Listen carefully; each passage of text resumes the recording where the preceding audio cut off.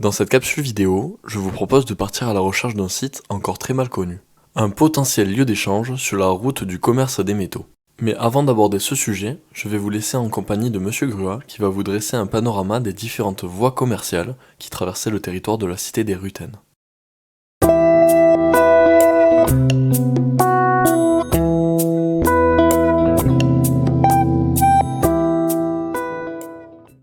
Alors à l'époque romaine, on a un certain nombre d'agglomérations secondaires, c'est-à-dire de gros bourgs ou d'agglomérations un peu moins importantes que Rhodes, qui rythment le territoire. Il y en a une sur le Larzac, qui s'appelle l'Hospitalier du Larzac, où sur une dizaine d'hectares, on a des entrepôts liés probablement au commerce et à la voie romaine qui descendait vers la voie domitienne, vers le midi, et qui alimentait probablement, qui servait en tout cas à l'acheminement des vases de céramique sigillés de la Grofesenque, qui a été la capitale mondiale de la céramique, et Millau, Condatomago, le marché du confluent, a été probablement a été la capitale de la Gaule et la capitale du bassin méditerranéen pour la céramique sigillée au 1er siècle de notre ère.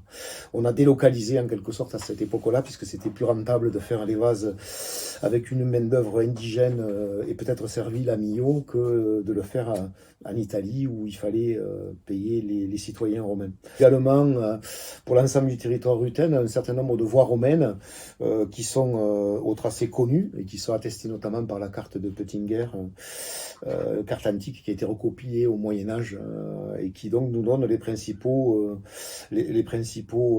axes commerciaux, les principales voies romaines. Et c'est comme ça, par exemple, que sur cette carte est figuré Corantomagos, mais aussi Condatomagos, Millau, le marché du confluent. Et on a, donc, grâce à cette carte de Peutinger, on a les tracés principaux et quelques noms, donc Condatomagos, Segodunum, Carantomagos, Attilanum pour la station qui est côté lozérienne.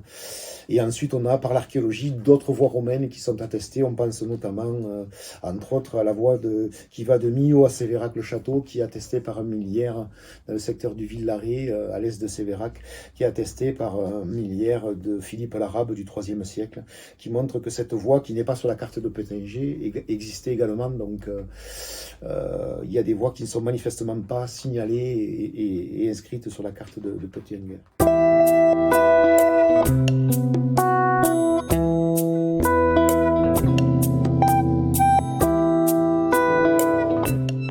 Agglomérations secondaires et une que l'on connaît moins bien qui s'appelle Carantomagos, le marché des amis, ce qui est assez étonnant. Alors quels amis? Est-ce que c'est les Romains? Est-ce que c'est les Gaulois? C'est assez étonnant. Et c'est une agglomération secondaire dans le secteur de Cranton, à Lagnuéjoul, dans l'ouest Aveyron, à l'ouest de Rhodes, qui est le long d'une voie romaine qui va de Rhodes à Cahors, à Divona, mais également qui est au carrefour d'une autre voie qui va de Cranton, de Carantomagos, vers Cossa, en territoire cadurque. Et donc là, on a une petite agglomération qui a été malheureusement, qui est très méconnue, qui a été explorée qu'à la fin du 19e, notamment par l'abbé Cérès et l'abbé Cabagnol. Et on a peu de données. Apparemment, il y a des vestiges. Il n'y a eu que 2 bâtiments de vraiment dégagés sur 16 hectares où on a des traces de vestiges. Donc, est-ce que cette agglomération est en lien déjà avec l'exploitation des mines de l'Ouest Aveyron? C'est une possibilité, puisque c'est une agglomération qui est sur la route et qui menait à Rhodes. Ça peut être aussi une origine plus ancienne, puisque l'étymologie de Carantomagos montre qu'on est probablement sur une création gauloise, mais pour l'instant on n'en a pas la preuve. Et on a d'autres. Ça peut être aussi une agglomération secondaire qui peut n'être qu'une station routière. On sait par exemple que sur la voie qui va de Rhodes à Lyon, on a une station routière qui s'appelle Attilanum côté lozérien, qui est toute petite et qui est une station routière au bord de la route.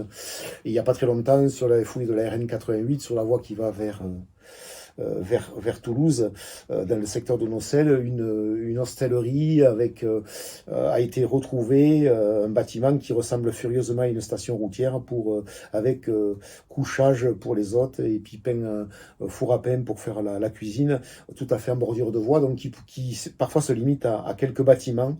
Donc voilà, en tout cas, ce site de Carantomagos reste à préciser par des nouvelles fouilles, mais c'est un secteur très rural actuellement, donc il y a très peu de fouilles préventives sur ce secteur, et donc elle est assez mal connue.